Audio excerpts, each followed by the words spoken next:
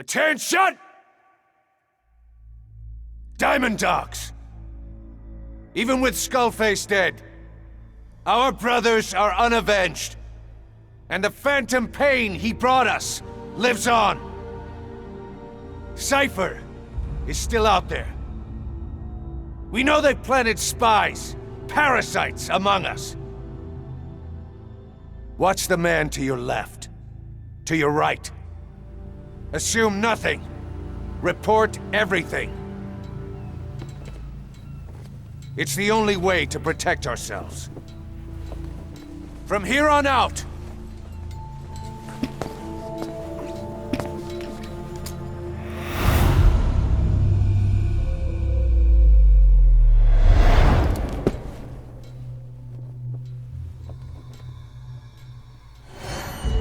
you will be my eyes. The deadliest enemy's right here in our midst.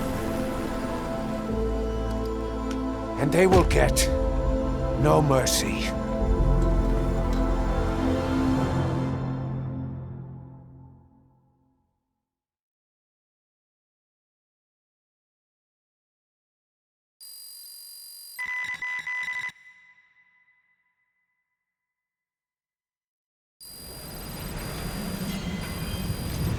Even with Skullface dead, our pain is still right with us.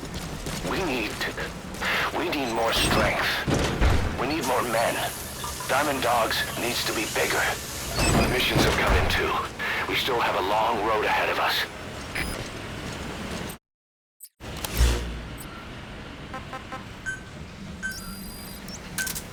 Roger. This is B-Quad. Arriving shortly at LZ.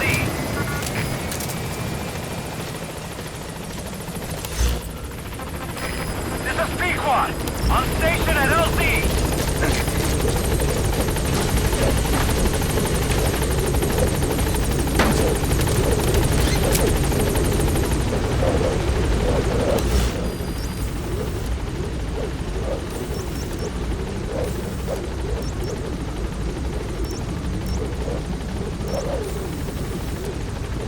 Heading for objective.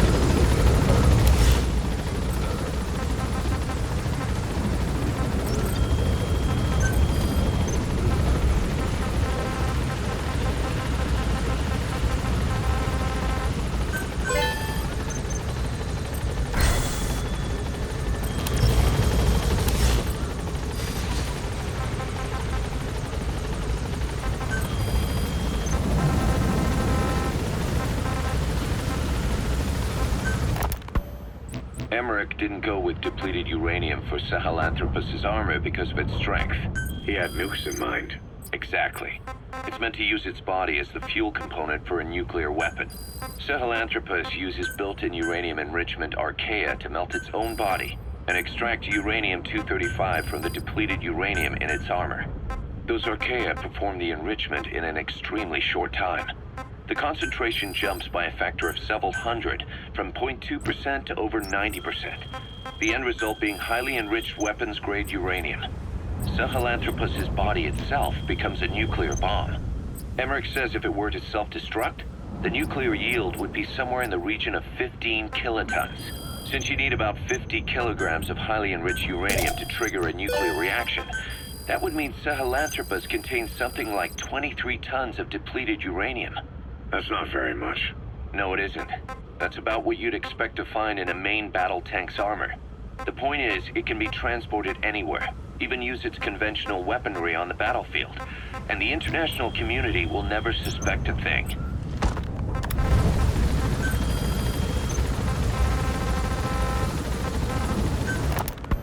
I just received word from the R&D team and the transport team out of Afghanistan. They finished installing Sahelanthropus on the base. It's ours now. All right. Don't let any of the staff touch that thing. Especially Emmerich. Of course. That guy's crush on Sahelanthropus is beyond a joke. Guess he really wants to see his tech stand on its own two legs this time. That's not gonna happen. I know it. So you've got no plans to make it operational again? Damn right. Boss, I want to hear it straight from you. Hear what? What the hell do you want with that thing? The drive is busted. It's not like it has a nuke on board. Even if the metallic archaea could turn it into a nuclear weapon, all it can do is self-destruct. Sahelanthropus just isn't a weapon anymore. It'll draw unwanted attention without even being a deterrent. I know. The weapon's development strut sank 2 feet under that thing's weight. That's 1 year's drop in a single night. We've started on reinforcing the strut, but there's no guarantee it'll hold up if a storm hits. I know that too. Boss, why keep it? It's a mark.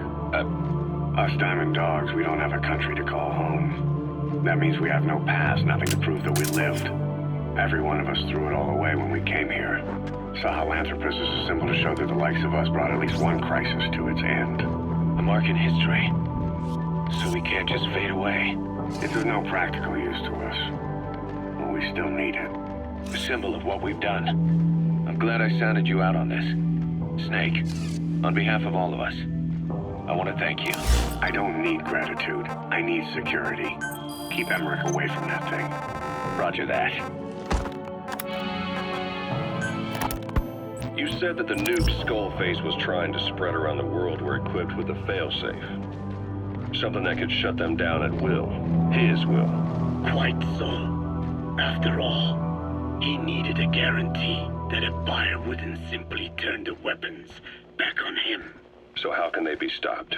The criticality trigger, that is, the detonator, is a complete black box design. Any attempt to dismantle it causes it to melt in seconds, using the corroding archaea. Roger. The design ensures that no detonation is possible unless it disengages the lock. So he had a way to disengage it remotely. Precisely. The client simply presses a button. At that moment, the detonator begins transmission with a surveillance satellite. The satellite reports to him how the client is trying to use the nuke. If he does not object, the lock is disengaged. But if it's a risk to him in any way... The detonator melts down.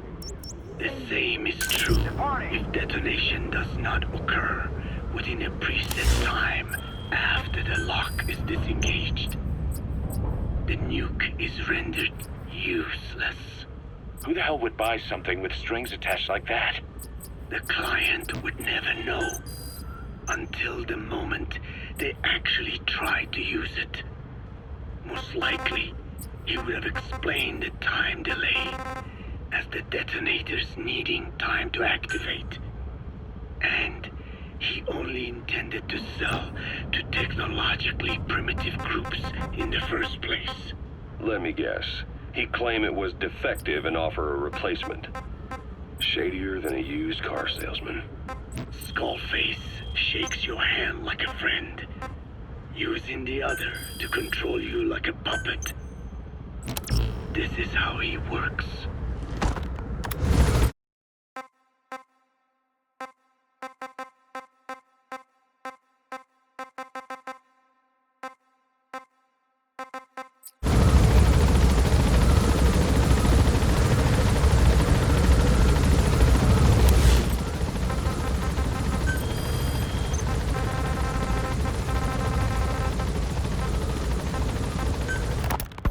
Code Talker.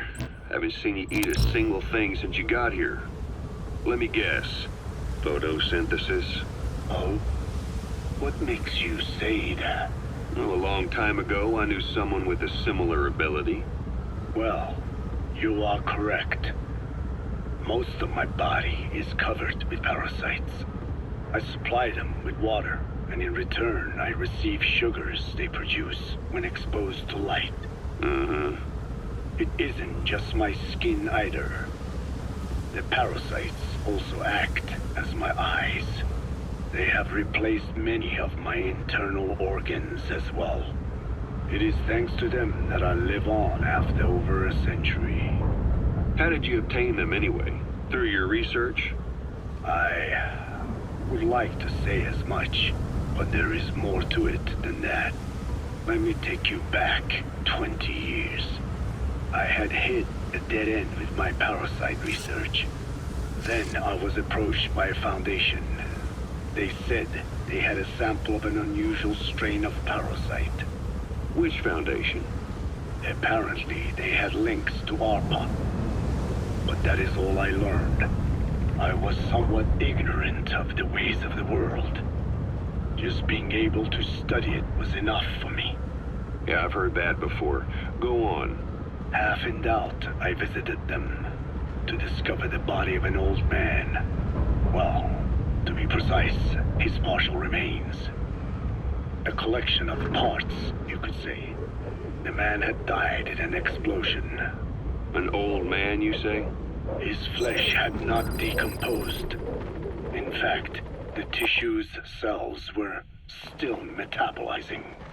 The parasite had infected, or should I say assimilated with, the tissues, and was keeping them alive.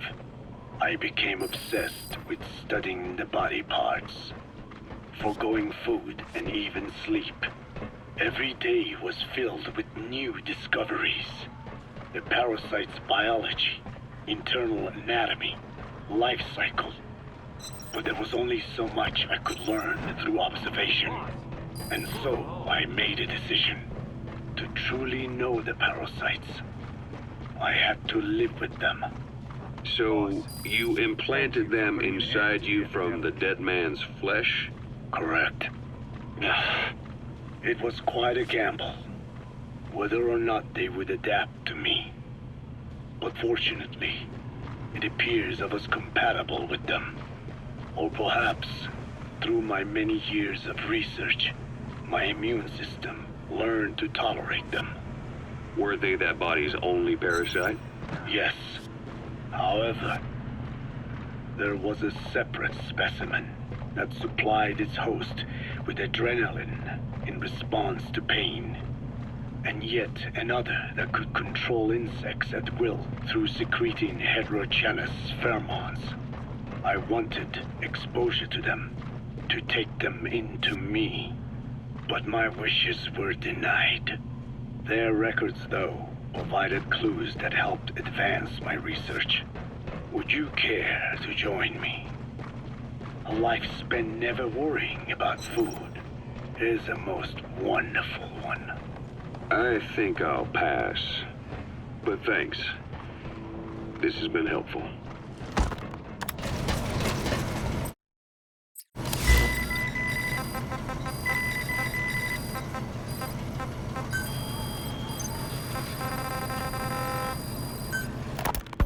Skullface has finally burned out.